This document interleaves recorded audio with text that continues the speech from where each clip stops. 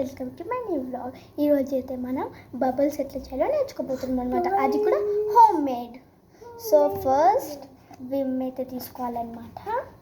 And ఒక గ్లాస్లో కొన్ని వాటర్. అండ్ ఇప్పుడైతే ఒక కప్పు తీసుకోవాలి. అండ్ కొంచెం విమ్ అయితే బబుల్స్ వస్తుంది. కొంచెం విమ్ అయితే పోసేయాలి. తర్వాత కొన్ని వాటర్, కొంచెం వాటర్ పోసుకుని చూడండి ఎట్లా అయిపోయిందో. సో మనం పాత అది కొనుక్కున్నాం కదా, సో అది దాని క్యాప్ అయితే తీసేసుకున్నాం. క్యాప్ తీసుకున్నాక వీటిలో పెడుతున్నాం.